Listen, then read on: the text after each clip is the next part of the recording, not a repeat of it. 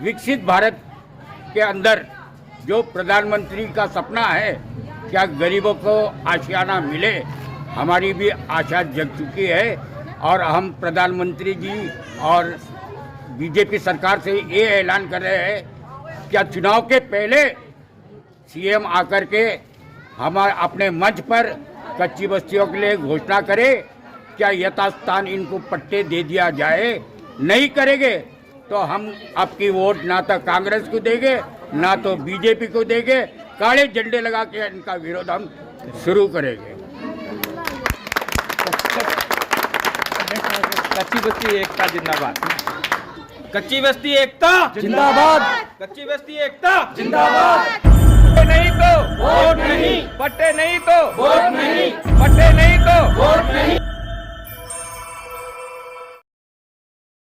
जय हिंद, वंदे मातरम, जय जगत। आज हम जयपुर के आलीशान माने जाने वाले श्यामनगर है, श्यामनगर इलाके में आए हैं। आपने श्यामनगर के बंगले देखे होंगे जब आप जनपद से गुजरते हैं, जब आप दाना पानी रेस्टोरेंट से गुजरते हैं, जब आप बड़े बड़े शोरूम के सामने से गुजरते हैं, तो आपने श्यामनगर की भव्यता देखी होगी। लेकिन कभी श्यामनगर के जड़ तक जाने की कोशिश की आपने? नहीं की ना। श्यामनगर के उन महलों के पिछवाड़े में हम आए हैं। पीछे ये ब्रजलालपुरा कच्ची बस्ती है, यहाँ तंग गलियां हैं, आप देख सकते हैं दूर दूर तक तंग गलियां हैं। ये लोग हमें यहाँ जैसे शूट हुआ है तो लोग आए हैं और हम एक आंदोलन चला रहे हैं। लगभग 3-4 वर्षों से गांधी टीवी बराबर इस बात पर मनन कर रहा है, मंथन कर रहा है और लड़ रहा है कि हम विकसित भारत तब ही बना पाएंगे जब कच्ची बस्ती मुक्त भारत होगा। अब ये कच्ची बस्ती मुक्त भारत कैसे होगा? इन्हें जब तक पट्टे नहीं दिए जाएंगे, जब तक इन्हें मजबूत आधार नहीं दिया जाएगा। प्रधानमंत्री नरेंद्र मोदी ने धारावी में 25,000 करोड़ रुपए 8 महीने पहले दिए। वहाँ रिस्ट्रक्चर यानी पुनरुद्धार शुरू हो गया है। दोबारा उस धारावी कच्ची बस्ती को बनाया जा रहा है। जहाँ पैदल चलने के लिए तंग गलियां हैं, वहाँ चौड़े रास्ते इजाद किए जा रहे हैं। क्या राजस्थान में ऐसा नहीं हो सकता? क्या राजस्थान की कच्ची बस्तियों में ऐसा नहीं हो सकता? आज इस कच्ची बस्ती के क्या नाम है आपका? आज कितनी उम्र है आपकी? मैं 60-65 वर्ष हो गए आपको। तो आप इस कच्ची बस्ती में कब से थे? तब हालात क्या थे? इस बस्ती में जब रहता था तब ये मकान सामने बिल्डिंग नहीं होता, कच्चे और उसके बाद में फिर ये धीरे बढ़ने लगे। सरकार आती है जाती है, आती है सरकार आती है जाती है, आश्वासन दे जाती है कि आप क्या करेंगे, कि फिर वो ठंडी बस्ती में चले, फिर ठंडी बस्ती में चले। आपका क्या नाम है आपका? अनिल कुमार। अनिल कुमार जी, आप महासचिव हैं यहाँ विकास समिति के, महामंत्री। महासचिव और महामंत्री एक ही होते हैं। आप अब आगे क्या प्लान रख रहे हैं? क्योंकि आपने देखा 5 साल बीजेपी ने भी राज किया, 5 साल कांग्रेस ने भी राज किया, राज बदलते रहे लेकिन आपके हालात नहीं बदले। अब क्या करेंगे? अब यहाँ पे सरकार से लड़ाई लड़ेंगे और सरकार को जो है हमारे जो स्थानीय प्रतिनिधि हैं उनको हमने लिख कर दिया है पट्टे के लिए, और वो सरकार के पास विधानसभा में उठाने। स्थानीय प्रतिनिधि गोपाल शर्मा विधायक जो बने, विधानसभा में इस मुद्दे को उठाएंगे और जो भी सरकार का निर्णय होगा उसके अनुसार पट्टे देंगे। एक बहन हमारी आई है, क्या नाम है आपका? आरती। थोड़ा जोर से बोलना। आरती बहन, आप बस्ती के विकास के लिए कहाँ कहाँ संघर्ष करते हुए गई है अभी तक? हम लोग तो सभी जगह गए हैं, मंत्री जी के भी गए हैं और मंत्री जी ने हमारे साथ में यहाँ बस्ती के लिए धरना प्रदर्शन भी किया है। वसुंधरा जी की सरकार में इस बस्ती को उठाने के ऑर्डर आ गए थे, अखबारों में भी आई है। आज हमारे पास अखबारों की कटिंग भी है, लेकिन मंत्री जी प्रताप सिंह खाचरियावास जी ने हमारे साथ काली पट्टी बांध के और इसका बहुत पूरे जोर से विरोध किया। लेकिन वो मंत्री थे तब उन्होंने क्या किया? लेकिन उन्होंने बस्ती को बचाया है जी। ये उन्हीं अभी की बसाना बाकी है। ये बस्ती जो बसी हुई है ये उन्हीं की बदल। अब बसाना बाकी है। अब हमारा आंदोलन यही है कि हमें पट्टे चाहिए। देखो प्रेम जी हमारे साथ हैं। ये सिविल लाइन विधानसभा के सबसे बड़ी कच्ची बस्ती माने जाने वाली गुजर की थड़ी कच्ची बस्ती के अध्यक्ष हैं अभी।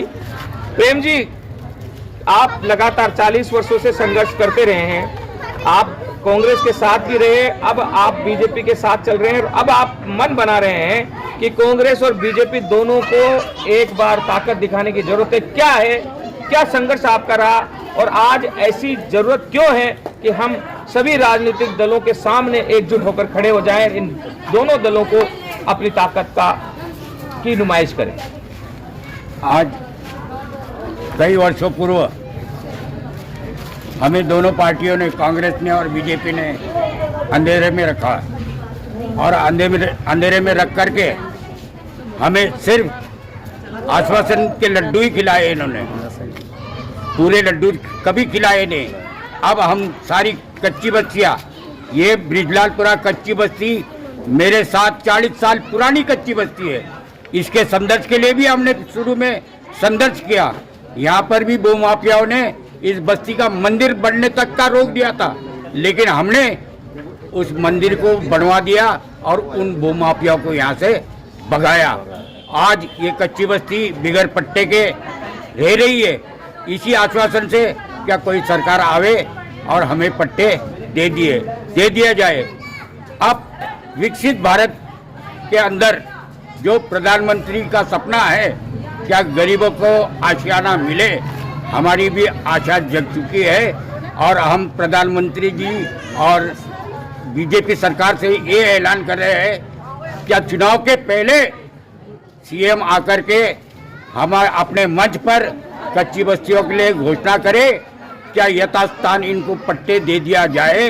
नहीं करेंगे तो हम आपकी वोट ना तो कांग्रेस को देंगे ना तो बीजेपी को देंगे, काले झंडे लगा के इनका विरोध हम शुरू करेंगे। कच्ची बस्ती एकता जिंदाबाद, कच्ची बस्ती एकता जिंदाबाद, कच्ची बस्ती एकता जिंदाबाद। पट्टे नहीं तो वोट नहीं, पट्टे नहीं तो वोट नहीं, पट्टे नहीं तो वोट नहीं, पट्टे नहीं तो वोट नहीं, पट्टे नहीं तो वोट नहीं। बीजेपी कांग्रेस मुर्दाबाद, बीजेपी कांग्रेस मुर्दाबाद, बीजेपी कांग्रेस मुर्दाबाद, बीजेपी कांग्रेस मुर्दाबाद। हम बहिष्कार करते हैं सभी को। आप देख सकते हैं बीजेपी कांग्रेस दोनों दलों का मुर्दाबाद हो रहा है। गांधी टीवी न डरता है, न झुकता है, न रुकता है, न बिकता है। सीधे मुख्यमंत्री भजनलाल शर्मा से एक सवाल पूछता है, आप दौरे कर रहे हैं, आप बड़े बड़े मंचों में जा रहे हैं, उन मंचों के पीछे के हालात भी देखिए, इन कच्ची बस्तियों में आइए। इस बार कच्ची बस्ती का व्यक्ति आपकी भीड़ बढ़ाने के लिए नहीं आएगा, आपके विरोध में, आपकी सभाओं में भीड़ बनने के लिए कच्ची बस्ती का कोई भी नागरिक नहीं आएगा। आप मुख्यमंत्री को कच्ची बस्तियों में आना होगा। गांधी टीवी इन गरीब नागरिकों की आवाज बनकर आपसे सीधे सवाल पूछता है। मुख्यमंत्री भजनलाल शर्मा, आप बड़े बड़े मंचों में जा रहे हैं, इससे पहले के मंत्री, मुख्यमंत्री भी, उनसे भी सवाल है, आप भी बड़े बड़े मंचों में गए, कभी मंच में धूप में घंटों इंतजार करने वाली इन कच्ची बस्ती के नागरिकों की भीड़ से कभी पूछा नहीं कि आपको क्या चाहिए।